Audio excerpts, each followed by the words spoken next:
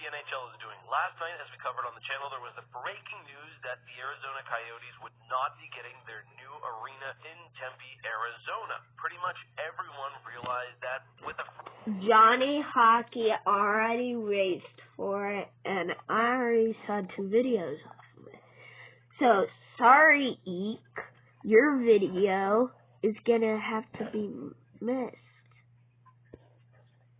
But I do want to watch that video because... twice for the Dallas Stars as they took Game 7 against the Kraken and now move on to the Western Conference Finals. After nothing in the first frame, late in the second, and steals it off. Alexiak goes in, whips the top shelf, and blows the roof off the barn. Just picks the pocket of the massive D-man. See you later. Makes it 1-0 Dallas Stars. The Panthers will play the Hurricanes today at 8 p.m. The Stars will face the Golden Knights tomorrow at 8:30 p.m. The Panthers will face the Hurricanes on Saturday at 8 p.m. No. This.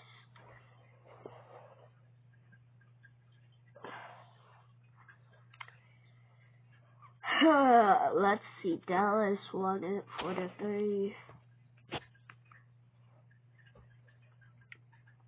How? Someone tell me. How does Florida versus Carolina? To be honest, I could see Florida winning. This is a team. Now, I think Florida's going to beat Carolina. I'm going to lay up the floor and say Florida. Maybe. Wait. That would be this is going to be interesting because they have a lot of good forwards that can defend versus them. But Carolina is just good, like, with goals. You could also say that about Boston. You know what happened to them? Yeah. So, I want to say Florida wins. Yeah, Florida wins. This might be where I fall. I think Vegas is going to win. And then Florida's going to win. And I think Florida's going to win the Stanley Cup. For the floor. Then in the third, Dallas adds the lead with a sneaky one to rookie Wyatt Johnson. He gets behind the D as Dallas intentionally ices the puck. He gets there first to beat the icing and takes it from the corner, unleashing a filthy little backhand. Look at his edge work. Look at his skating. Look at the shot. It goes off Grubauer's face and in as he gets the crowd going once more and gives the Stars a little breathing room as he now leads all rookies in playoff scoring, passing tonight's opponent, Matty Beniers. 2 beautiful goals to give Dallas a 2-0 lead. Bjorkstrand would get one late with the goalie pulled, but with 18 seconds left on the clock, it was a little too late. And thus, the Stars take Game 7, making it to the Stanley Cup semifinals. This one was all about goaltenders and defense as Grubauer and Otter went at it all night. Grubauer made save after save to give his team a chance, but Seattle, especially in the third, just couldn't find any pressure. This was their worst offensive game of the entire playoffs, which is unfortunate because Grubauer just had a great one. Dallas' defense was overwhelming. They didn't give Seattle anything to work with, no time to set up or do anything. If you're a freak who loves defensive hockey systems, this third period was textbook by DeBoer. And anytime there was a small hiccup on defense, they also had Otter there to bail them out as he stood tall. Again, playing great in Game 7, showing no nerves after being pulled twice in the series, and continuing his streak of great play after losses. With Dallas winning, we now have our matchup for the conference finals. In the East, it's Carolina versus the Panthers. Out West, Vegas versus Dallas. Personally, I was hoping to see Seattle go through this one. It would have been a very chaotic conference final and also very unique to have 2. Alright. Seattle's probably the one and new hockey team in the NHL.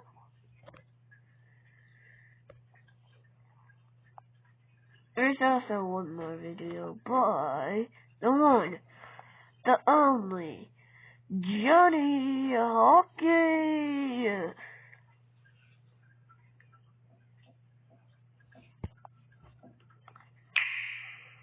The Flames can do the funniest thing ever.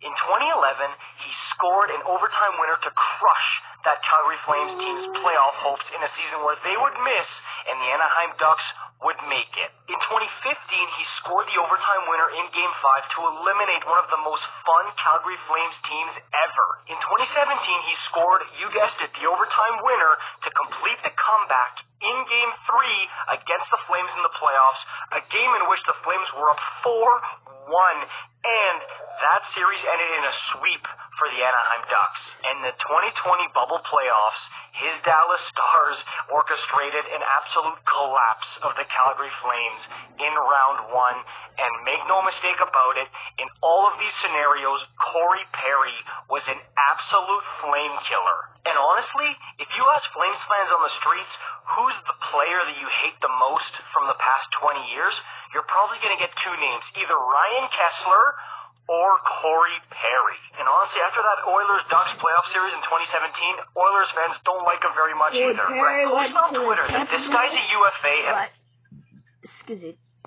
He went to the Tampa Bay Lightning. the Flames have a chance to do the absolute funniest thing ever by signing Corey Perry, and I got a lot of people saying, why would you want a guy who's lost 3 cup finals in a row, he's washed, he's going to retire, he's never going to come here, all this stuff, that hey, some of it is valid, but listen, the one thing I will not take is that adding Corey Perry to your team will make your team worse. That is just not true. Even at 38 years old, this guy is an absolute winner. And yeah, you can say he's washed if you compare him to his Hart Trophy season 12 years ago, but if you look at what he did just 2 years ago in Montreal and the absolute force he's been on the third and fourth line for the Tampa Bay Lightning in the past 2 years here, trust me, this guy helps your team, especially in the playoff setting. This isn't another Milan Lucic boat anchor that the Flames would be adding. This is a guy who can help you win. Now this better not be like a Huberto scandal. Wait, what does scandal mean? Alexa, what does scandal mean? As a noun, scandal is usually defined as a disgraceful or discreditable action, circumstance, etc. As a verb, scandal is usually defined as, to give you more definitions for scandal. I can kind of use that. I'm just going to say the Huberto mess. Huberto's not in his prime. He's in his early 30s. You know that? Wait, I'm going to pull it up. Recently, when I became deathly ill, I was able to summon an ambulance. Fallen, and I can't get up. That's Huberto. I'm joking, obviously, but that's what it looks like in the NHL right now. In 2011, he scored an overtime winner to crush. 2017, he scored, you guessed it, the overtime winner to complete the comeback in Game 3 against the Flames in the playoffs, a game in which the Flames were up 4-1, and that series ended in a slur or Corey Perry. And honestly, after that Oilers-Ducks playoff series in 2017, Oilers fans don't like him very much either. Stuff that, hey, You know what? Send him off to New Jersey. He would be a firehouse there. He would be on the first or second line. That'd be a good retirement place for him, because our team was firing it up and they need a strong core. They need to have him. Or send him to the Rangers. The Rangers probably need him, which they're probably going to get him. Or the Calgary Flames. The Calgary Flames are going to lose Lindholm, and he would be a good replacement for Lindholm. And finally, the Pittsburgh Penguins. Yeah, you're probably thinking already, no, absolutely not. But listen to me.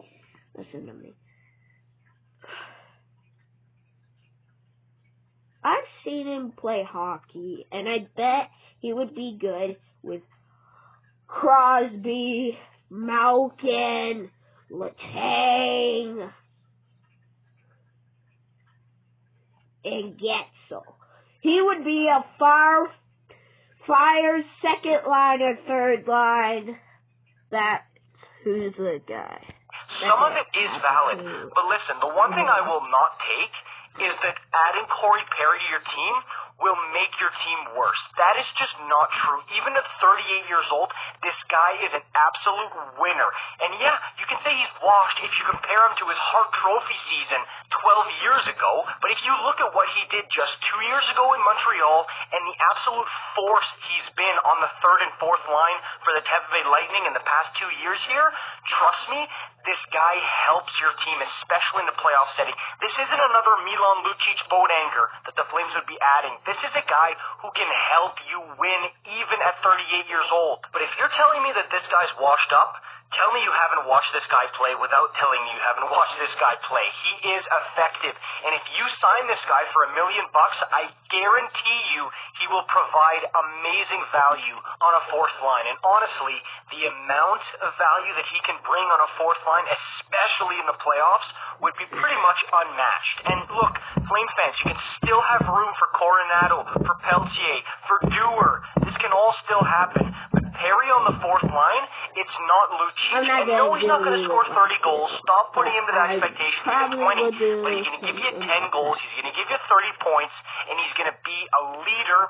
And he's going to guide you in the playoffs. When everybody's shaking in their boots, he's going to lead the way, I promise. And I know Flames fans hate him. I know. And for good reason. But you need these types of guys to win. And I will say the one that's made the most sense as far as pushback that I've gotten on this is, why would he want to come here? That's a great point. And there is a very good chance that he says, no, I don't want to go to Calgary. But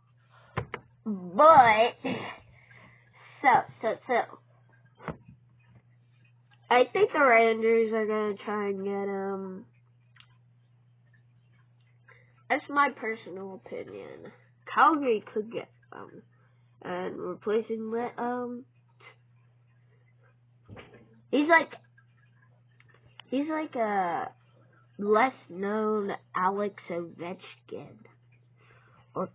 I mean, the bidders on Corey Perry this time around are going to be less than they've ever been, okay? Because when he was coming off of that Montreal Canadiens Magic Disney run in 2021 and he signed with the Tampa Bay Lightning for 2 years, his value was pretty high as a third, fourth liner. Now, it's a different story, but I still see the value that this guy can bring. And if he's willing to come here and kind of flip the script, doesn't he seem like that type of guy who would kind of want to go from, oh yeah, well, I was the villain there for so long, now I want to become the hero? That would be awesome to see. And really good for the Calgary Flames bottom six. Trust me on this one. This is the move into the people saying, oh, well, he's a loser. He lost 3 cup finals in a row. At least he's making it to the cup final, right? Like, that's something that, honestly, if the Flames made it to 3 cup finals in a row, I would be jumping for joy. I mean, this is a winner that we have here in Corey Perry. I want to know what you think about this. The comments down below. As usual, I'll see you in the next one. Peace out.